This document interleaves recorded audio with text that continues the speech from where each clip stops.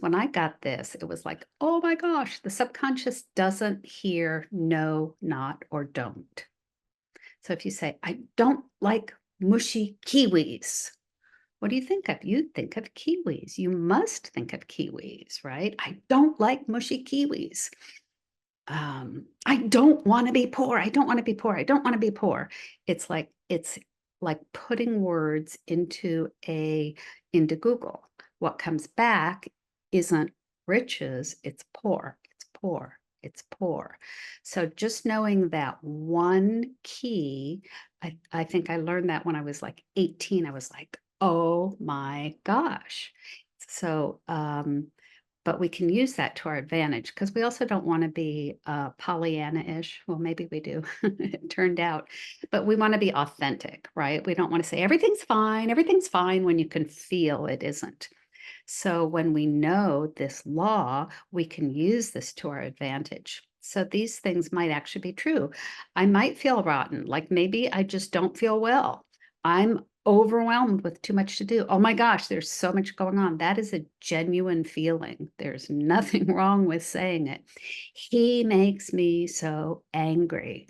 So when we acknowledge these things and we start to be aware of what we're thinking, so we want to do two things. We want to honor our feelings because they're true. We never, ever, ever want to squish them down, but we use the knowledge of words and how the subconscious works to our own advantage.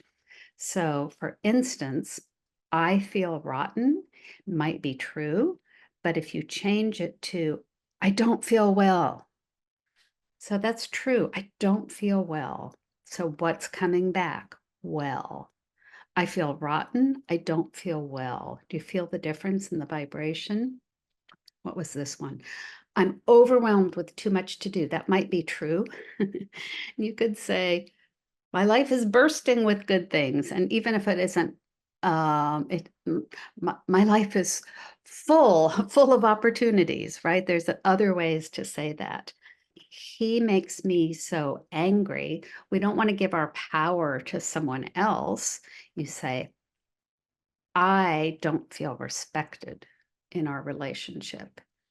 And that's also true, right? Maybe that's why I'm angry, is because I don't feel respected. But that vibration, respected in our relationship, it's a world of difference. So just use that anytime, like just let's just tell our conscious to give us a little tap on the shoulder anytime we say no, don't, or not.